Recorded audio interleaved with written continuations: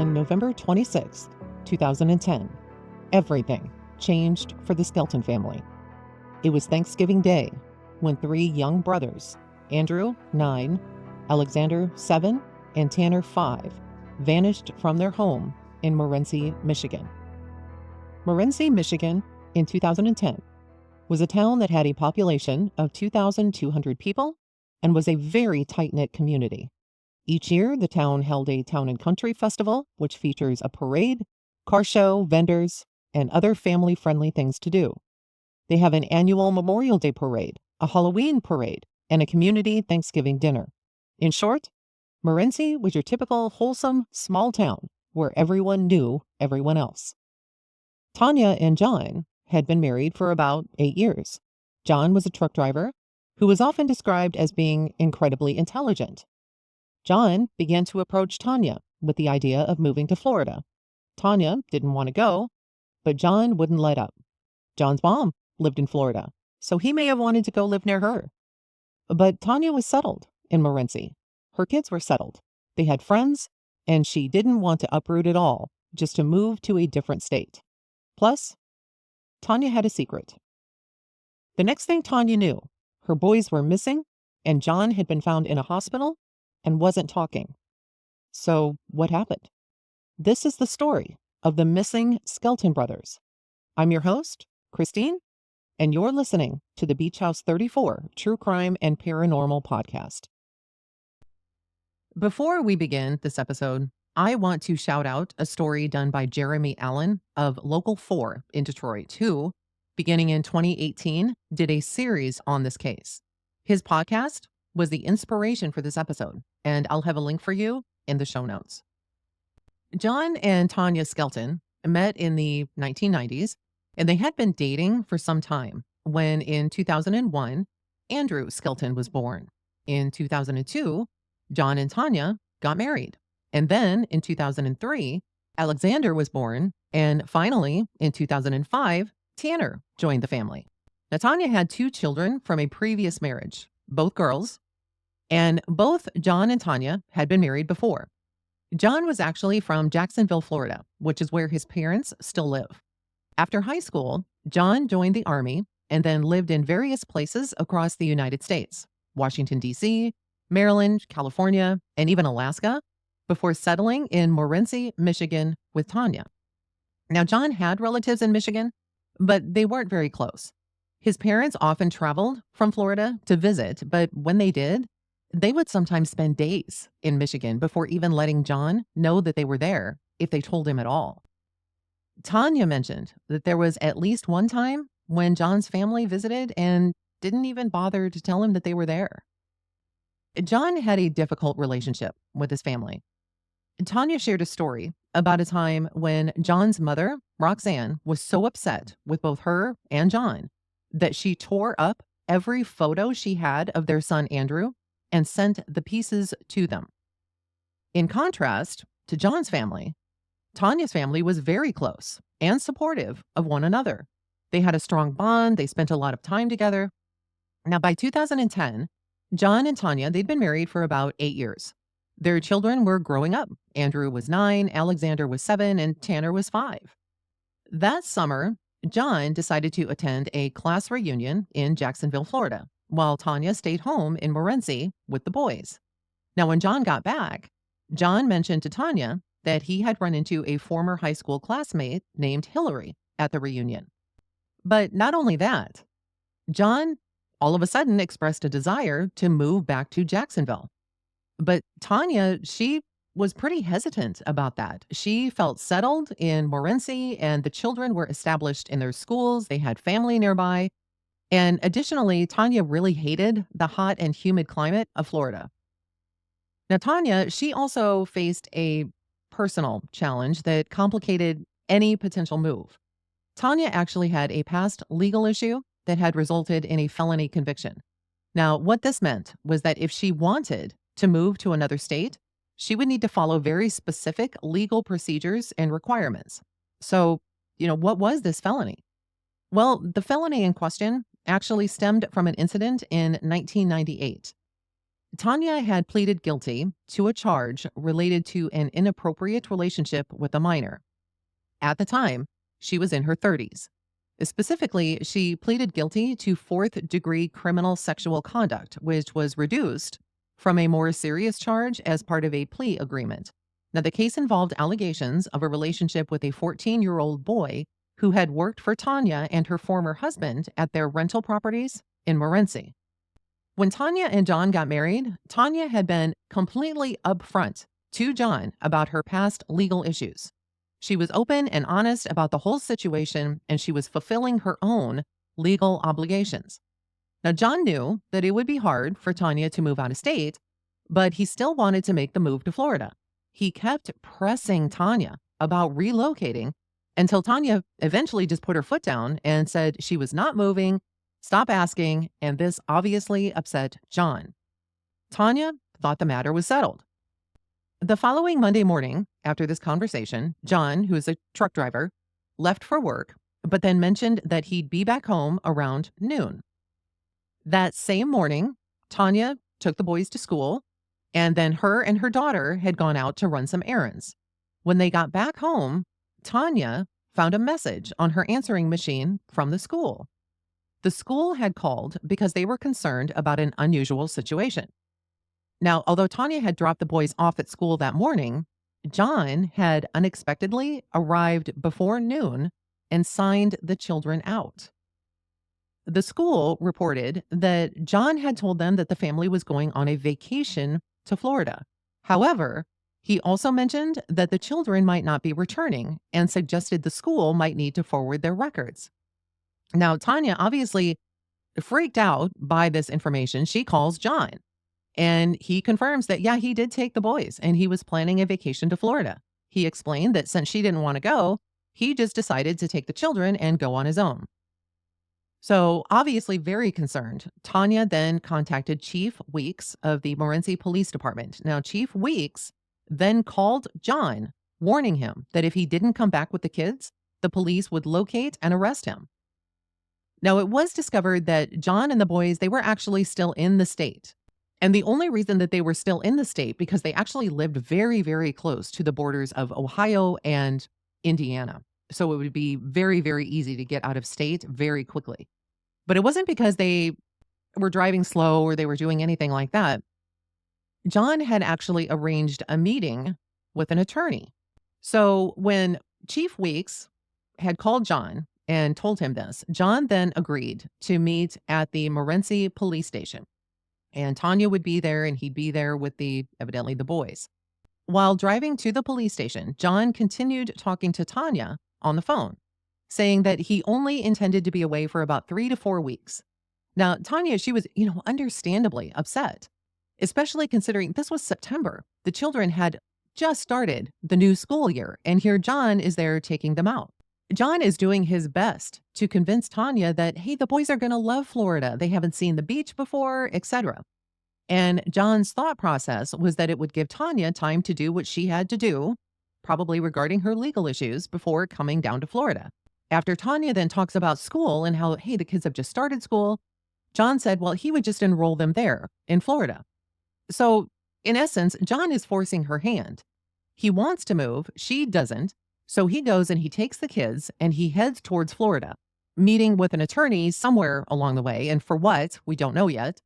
But because they're still married, there's not a lot that Tanya can do. I mean, she's already called the police chief. And thankfully, John and the boys are on their way to meet at a local location, right?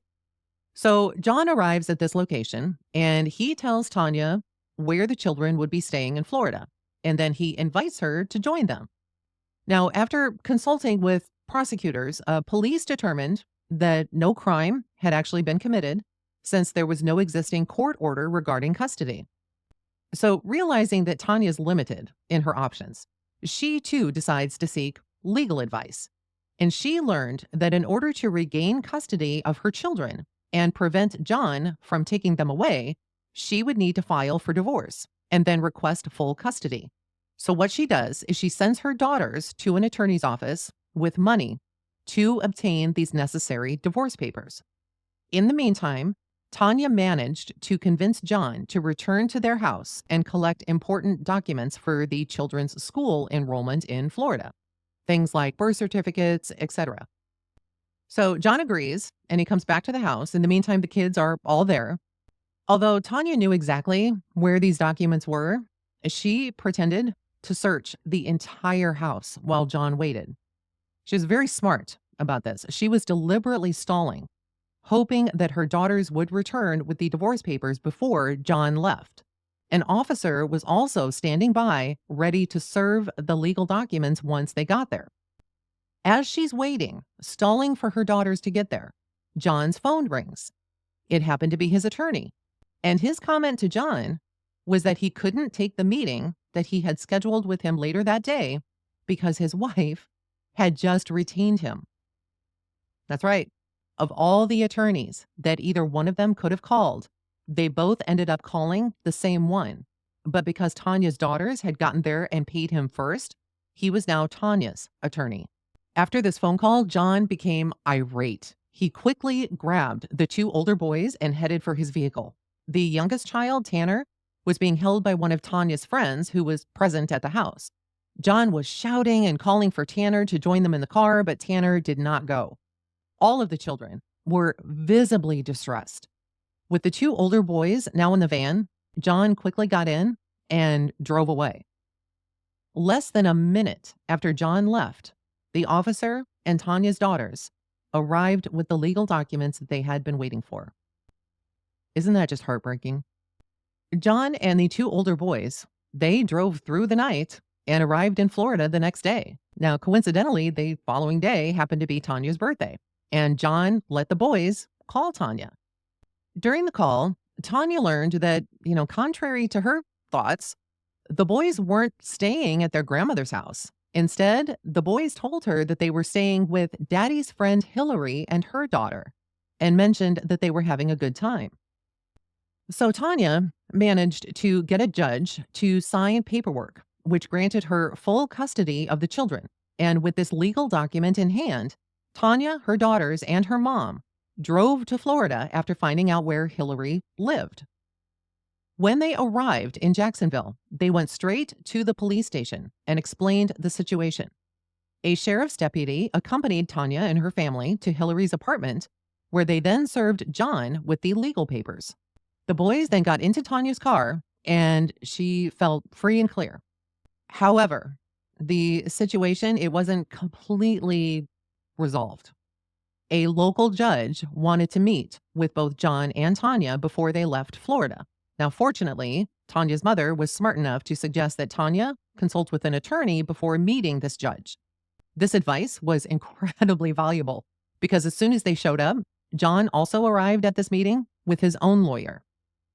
During the proceedings in front of this judge, John's attorney brought up Tanya's past, including her status on the sex offender registry. But, Tanya's attorney countered by pointing out that John was very aware of this information before they got married and before they even had kids. The judge in Florida then contacted a judge in Tanya and John's home county who happened to be familiar with the situation. The ruling said that Tanya and the boys should return to Michigan immediately. However, during their journey from Florida to Michigan, Tanya and John were granted joint custody. However, once they crossed the Michigan border, Tanya would have full custody. I can only imagine the fear and the stress that Tanya was under bringing these boys back to Michigan. Driving hundreds of miles, looking behind you constantly, wondering if you were being followed, worrying that if you stopped at a rest area along the way, someone was going to pop out and take the boys. Eventually, they did safely cross the Michigan border and they returned home to Morenci. John then called Tanya and suggested that they work with a counselor to try and salvage their marriage. Now, although Tanya felt that she could no longer trust John, her attorney advised her that it would look favorable if she offered partial custody to John during these divorce proceedings. So Tanya agreed to participate in counseling sessions, despite believing that their marriage was well beyond repair. And regarding custody arrangements, she made it very clear to John that she would be keeping an eye on him while he had the boys, so that he didn't try and take off with them again.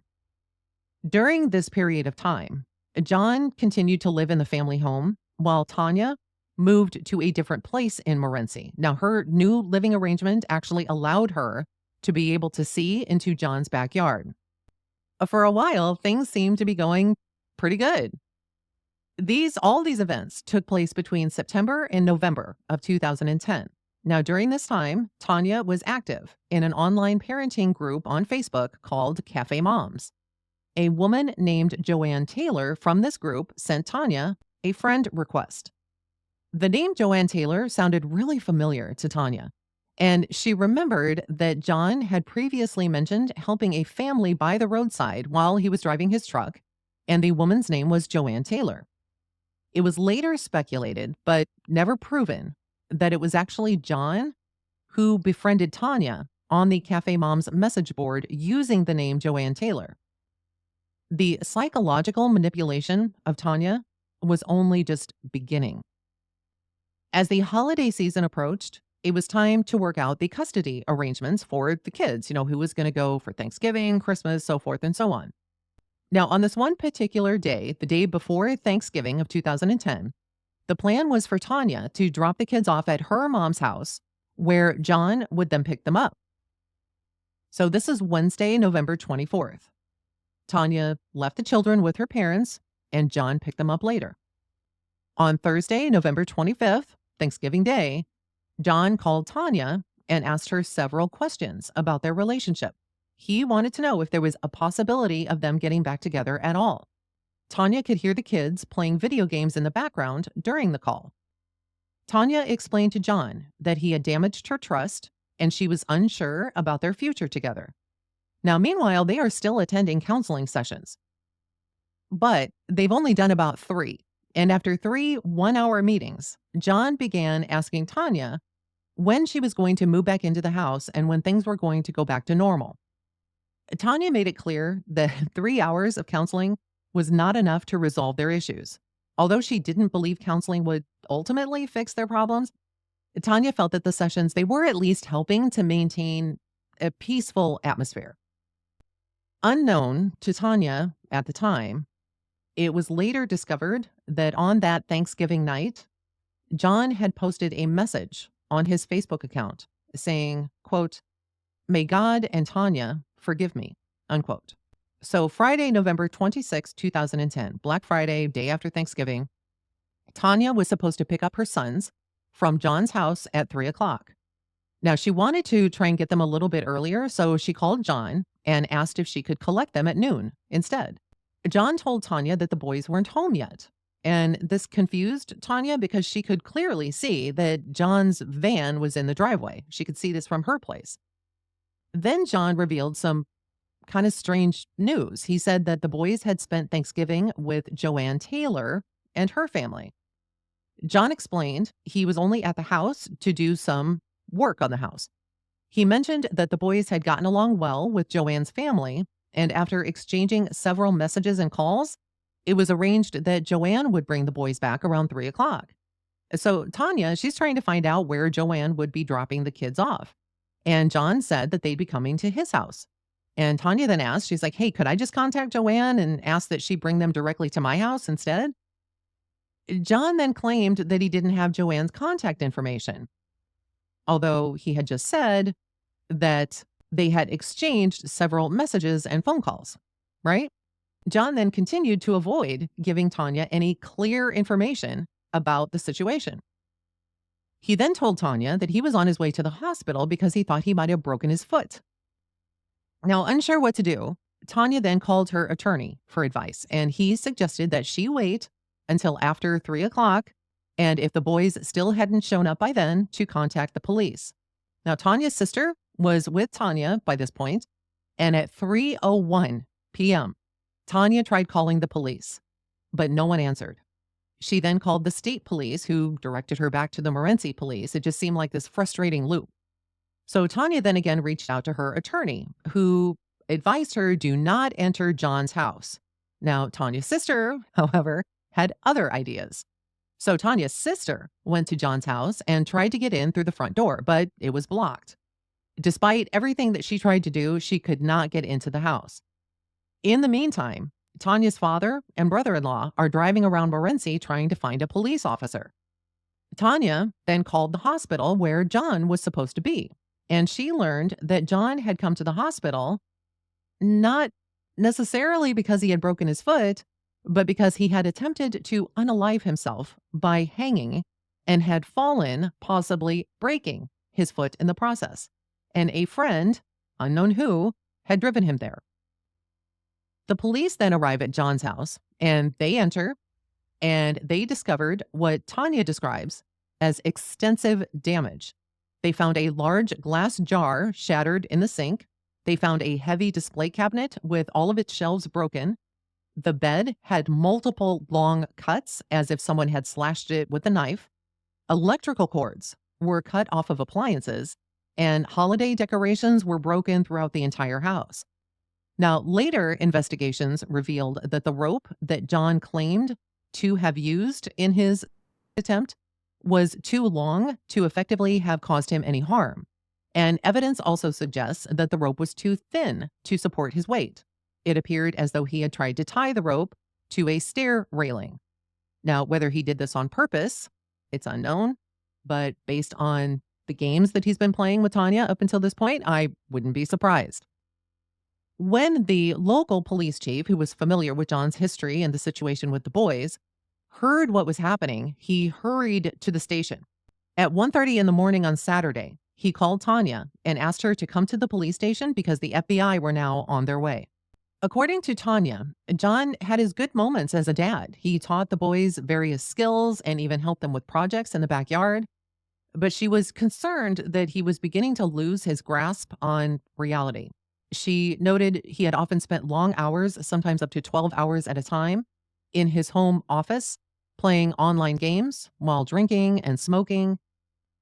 Law enforcement, including the local police and FBI, they immediately went to the hospital to question John. Now, Morenci Police Chief Larry Weeks told the Detroit Free Press that John claimed he had given his children to a woman named Joanne Taylor. John said that he had met Joanne and her husband years ago when they were having car trouble, and that he had kept in touch with them through email since then. So we still have John here, right, maintaining the Joanne Taylor story. So at least he's trying to remain consistent. At first, he said they were keeping in touch on Thanksgiving Day through phone calls and such. And now he says that he's been keeping in touch through email. So while he tries to maintain some kind of consistency, there are some obvious fabrications involved in this. While John was being questioned at the hospital, authorities had his vehicle towed from his home for examination. They also began to search for this Joanne Taylor and reached out to John's family in Florida to let them know what was going on.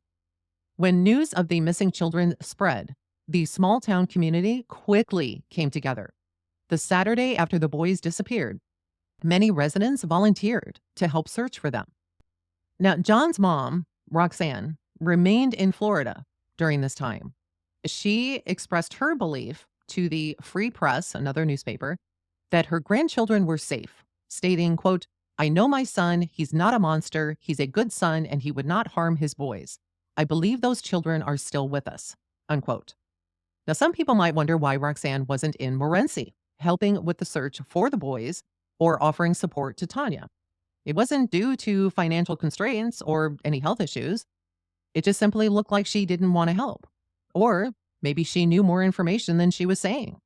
During police questioning, John claimed that, right, he had given his 3 children to this Joanne Taylor and her husband Mark, but not because the boys got along with their kids and were hanging out with them, but because John wanted to keep the boys away when he allegedly attempted to harm himself on Friday. Now, this explanation obviously raised doubts because, as John was aware, he needed to return the children to Tanya that same day. If he truly intended to harm himself, he would have waited until after returning the children. As the boys were still missing, the Morenci community and local law enforcement began an extensive search. The search efforts expanded into nearby wooded areas and even crossed the border into Ohio. Searchers focused on locations that the boys were known to go to quite often. The search also included an area behind a fertilizer plant where John reportedly used to park his truck and had previously farmed land for a large company. Now, while all these volunteers are searching for the boys, Police Chief Weeks reported that they had not found any information about this woman named Joanne. And honestly, are we surprised? So, as far as John goes, after he received his medical treatment at the hospital, he was then transferred to a mental health facility for further care. On Sunday, a vigil was held to show support for the missing boys. Kathy, a family friend speaking on behalf of Tanya, stated that Tanya had no reason to believe that the children might be in danger while spending Thanksgiving with their dad. On Monday, law enforcement officials indicated that they didn't think that John handed his children over to this casual acquaintance. The search then expanded across Michigan and along an Ohio highway where John's blue minivan was reportedly spotted on Thursday or Friday, according to the FBI. While Police Chief Weeks didn't explicitly name John as a suspect, he also didn't rule him out. Now, volunteers, they continue to search, and they continue this even on Monday, and they focus on areas along US 20 in northern Ohio. A firefighting team from Cambridge Township searched east of Pioneer, Ohio, about 12 miles from where the boys were last seen. Others looked around the Lazy River Resort campground in Pioneer, and the campground owner mentioned that he was told that the cell towers in the area had registered activity from John's phone. Chief Weeks then reported that investigators had tracked John's cell phone activity on the day after Thanksgiving, the same day that Tanya was to pick up the boys at 3 o'clock. The phone was at John's home, around 4:19 in the morning, but started moving around 4:23 a.m. By 5:02 a.m., it was detected in an area northeast of Holiday City, Ohio. The next available data showed the phone then back at John's house at 6:36 in the morning. Chief Weeks stated that he believed that John may have taken some action regarding the boys during this time frame. Now, of course, during this time, it's Thanksgiving holiday for school. When the boys' classes resumed at school, teachers were provided with prepared statements to help explain the situation to their kids. They informed the kids that 3 boys were missing and that people were searching for them. And the teachers rather, had to address various questions from these kids. And this is just so heartbreaking. These questions were things like, with the snow outside, aren't they cold? And how are they staying warm? Where are they? In the meantime, John is still being questioned by the police, and he's still at this mental health treatment center. They had also done a search of his home and collected, quote, things from the home to assist us with the investigation, unquote. Now, a press conference was scheduled for 11 o'clock in the morning on Wednesday, December the 1st, almost a week since the boys had gone missing, in order to provide updates on the situation. And the focus was on the search for the boys, but police said that they didn't have faith that there would be a positive outcome just based on the different stories that John had told them. As time passed, without the boys being found, the press began digging into John's background, and they found some pretty interesting things on his MySpace page. Remember MySpace? He had a MySpace page that talks about the fact that there are a lot of good people who can't have children and advises pregnant women considering abortion to, quote, choose adoption before abortion or abandonment, give others their dream, unquote. He suggested that people check out a video by White Lion called When the Children Cry. And then he posted a poem that he wrote while on the road in his job as this long haul trucker. And it was called The Dumpster. And it says, I'm cold and alone in this metal room with plastic bags and a worn out broom. Nobody hears my call for you. Come back, mommy, 'cause I need you. It's my dying breath and I see a glow. It's an angel from heaven and he's taking me home. Now, after receiving treatment at this mental health facility, John was immediately transferred to the Lucas County Correction Center in Toledo. He was arrested on 3 charges related to the unauthorized taking of his children the previous week. So after John has been moved and arrested, he then has to appear in an Ohio courtroom because they want to extradite him to Michigan. And he was brought in using a wheelchair. He was wearing a bulletproof vest and he kept his head down. John chose not to waive his rights, so a formal extradition hearing was then scheduled for December 14th in Toledo. Chief Weeks continues to give updates about the case and expressed concern, stating that they do not anticipate a positive outcome in the search for the brothers. He announced that if the boys weren't found by the end of Friday, and this would be the week after Black Friday, he would ask volunteers to pause their search efforts so law enforcement could reassess their strategy. He did request that property owners in Southwest Lenawee County and Northwest Fulton County in Ohio inspect their own land. So John remains in Ohio, and he's contesting now his extradition to Michigan, and there's a $3 million bond set. While in Ohio, it was reported that clergy members visited John in jail to try and get any information about the boys' whereabouts, but John didn't provide any information. And then all of a sudden, there's this newspaper report, and it says that an employee named Sandy at the House of Donuts in Sandusky, Ohio, said 3 boys matching the description of the Skelton brothers and a woman came into the Sandusky shop on November 28th. The youngest of these 3, which the woman called Tanner, quote, was kind of excited to be there, unquote, but the other 2 huddled together away from the counter. Now, Chief Weeks, he kind of set out this caution and said, hey, this is not verified. Why are you reporting this? And then he continues to say, we have received many similar leads throughout our region and continue to collect that information and assess the credibility of each one. To report on each of these leads without them being properly vetted by investigators could potentially give false hope to the family and our community, unquote. So while John is still in jail in Toledo, John's parents visit him. And after this meeting, they told reporters that John didn't give them any information about the children's location, but they assured them that the boys were safe. John's mom, Roxanne, expressed support for her son's actions, suggesting that he had taken the children due to concerns about their well-being with their mom, Tanya. Now, it's worth noting that this explanation only came out after Tanya filed for divorce.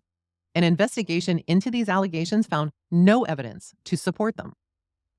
John's sister, Lucinda, reported that during a conversation with John in jail, he expressed his love for her and said the situation would be resolved soon. She stated that John maintained he had not harmed the kids, and she fully believed him.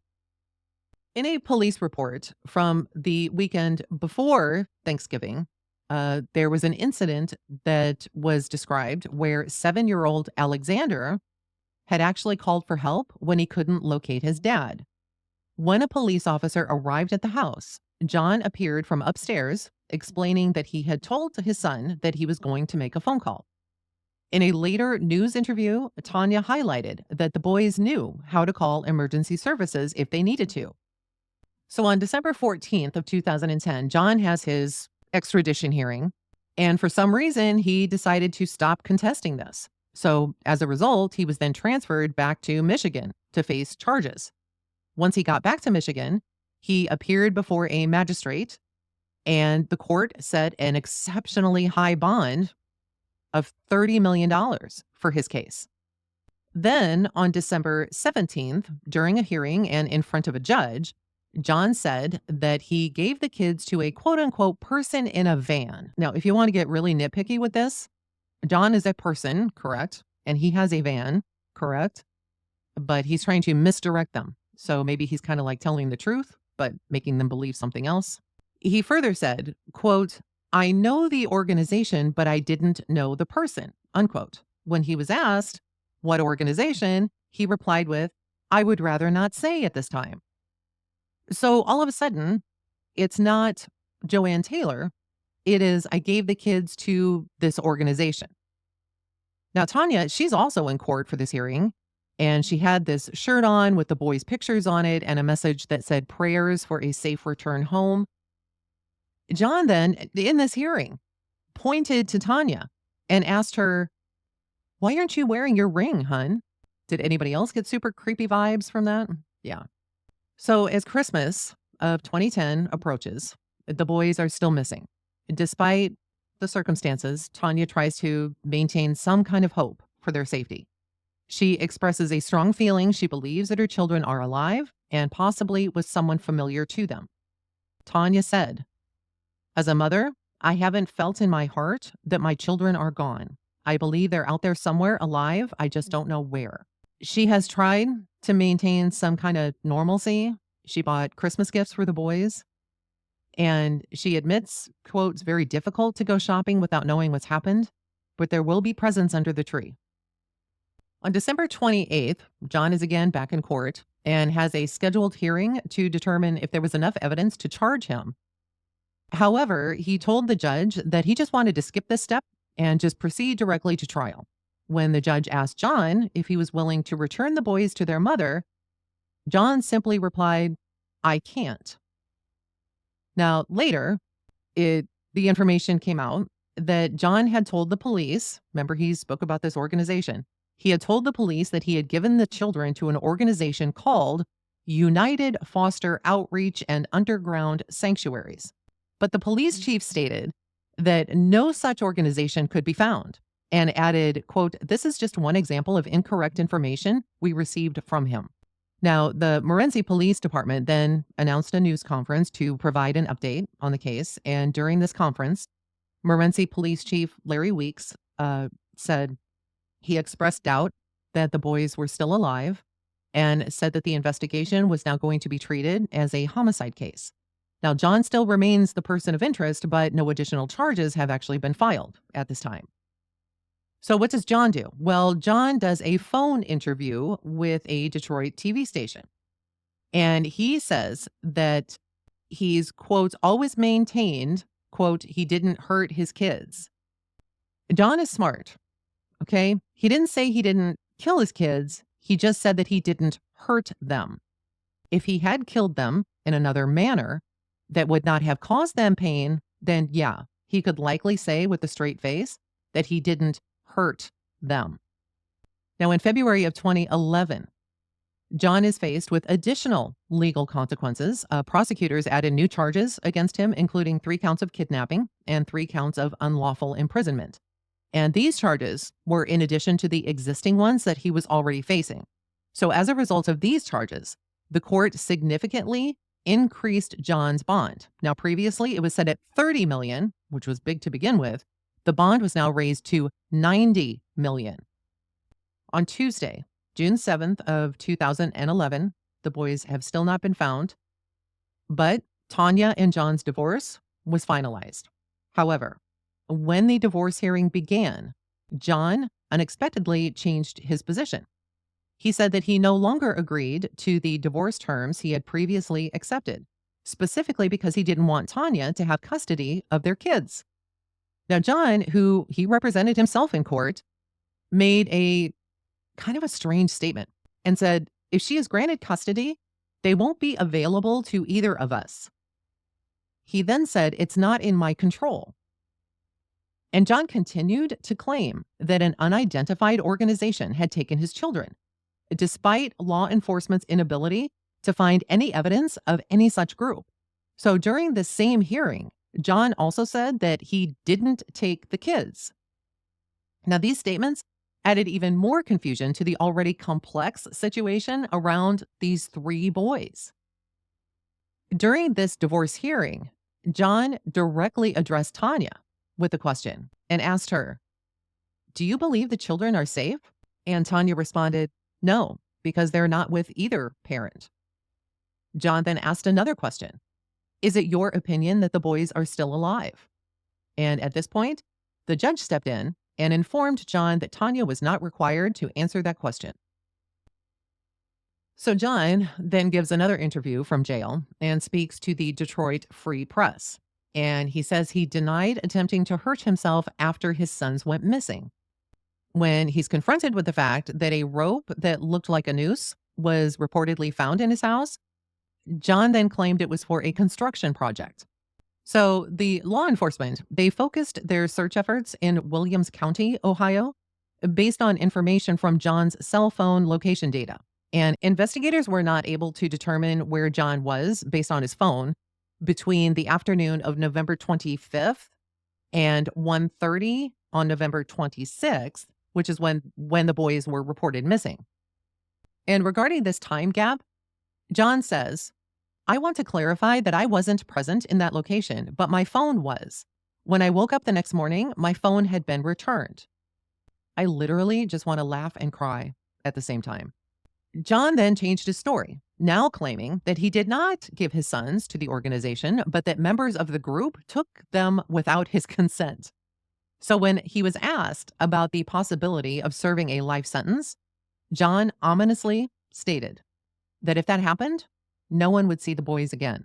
John continued to talk about this underground sanctuary, mentioning a couple named Sue and Elijah from either Hillsdale or Jackson. He claimed not to know their last names for, quote, security reasons. And John's story keeps changing. In one interview, he said that he met the couple at a truck stop. In another, he claimed a woman named Judy introduced them. He said that Sue and Elijah spoke to him and his boys, but before he could decide what to do, they took his sons. And then he says, "I think they took action because I wasn't doing what they thought I should. I was letting the boys go back to Tanya." He then says that he would rather stay in prison for life than allow his sons to return to his ex-wife. In July of 2011, a district court judge made a pretty big decision in John's case.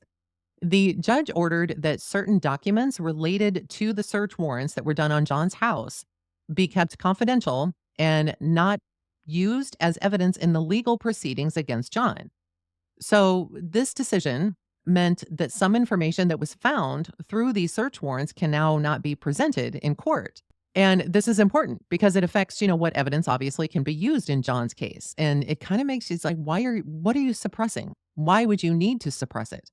So in late July of 2011, John finally accepts a plea bargain with prosecutors and he pleads no contest to unlawful imprisonment, which is treated similar to a guilty plea for sentencing purposes, although it's not a direct admission of guilt. As part of the agreement, the kidnapping charges were dropped.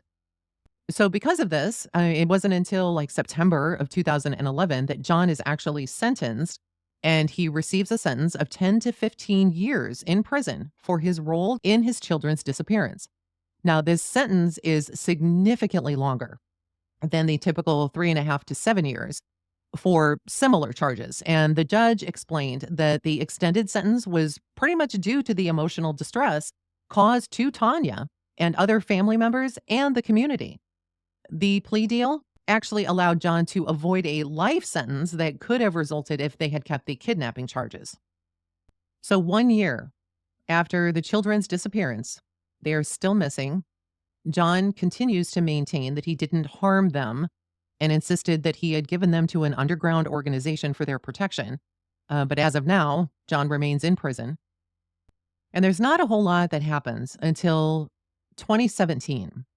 And in December of 2017, there were some news reports that came out about the discovery of some bones in Missoula, Montana. Now, the remains that were found were thought to belong to 3 young children. Their ages were similar to those of the missing Skelton brothers. And obviously, and naturally, this caught the attention of all of those people following the Skelton case. However, it's important to note that at the time, there was no confirmed connection between these remains and these Skelton brothers, especially at this location. But, they still have to wait for the official investigation and confirmation of these bones before they can draw any kind of conclusion. But it was later determined that they were not the boys. They were another case.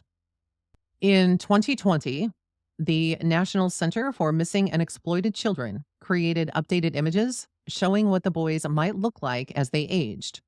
And these photos were released to help the public recognize the brothers if they were seen. And I will have a link for this in the show notes below. And if you're watching on YouTube, you can actually see I've got the images up there on YouTube. And here is the information directly from the Center for Missing and Exploited Children. And it says, today, Tanya's family, the Michigan State Police, the FBI, and the public are still seeking answers as to what happened to Andrew, Alexander, and Tanner all those years ago. Quote, every so often we'll get a tip that makes a lot of sense to us, said Detective Brewer. We'll throw everything at it, all of our resources, but obviously nothing has panned out. If anyone recalls anything from 10 years ago, maybe about a blue Dodge Caravan over in that area, that would be helpful. We rely on the public quite a bit to be our eyes and ears on the ground, unquote. And the article continues. These brand new age progression images show what Andrew, Alexander, and Tanner Skelton would look like today at 19, 17, and 15 years old, respectively. As I wrap up this episode on the Skelton brothers case, it's clear that many questions remain unanswered. Andrew, Alexander, and Tanner, they've all been missing for nearly 14 years, leaving their family, the entire community, and all these investigators searching for closure. Their dad, John, he still is serving his sentence for this unlawful imprisonment with a potential release date in November of 2025. So despite numerous investigations and searches, no concrete evidence of the boys has been found. Recently, and this is so heartbreaking, their mom, Tanya, has taken the step to petition to have her sons legally declared deceased. The search for answers for these boys still continues, and authorities encourage anyone with information to come forward. If you have any information about the disappearance or whereabouts of Andrew, Alexander, and Tanner Skelton, you are urged to contact the Michigan State Police at 517-636-0689 or the National Center for Missing and Exploited Children at 1-800-THE-LOST. That's 1-800-843-5678. I cannot imagine what this family has had to go through, and to know that somebody knows information and they're refusing to give it to you just to manipulate you and play with your emotions. And he continues to do so as if he enjoys it, right? John is right where he needs to be, and hopefully they'll find a way to extend his sentence and keep him there. And I hope for everyone's sake that closure about the boys comes really, really soon. It's been far too long already. It really needs to happen. Hopefully someone will come forward that knows some information and can help investigators discover where the boys are located. So thank you all for listening. I appreciate each and every one of you, and I look forward to talking to you again next week. Bye for now.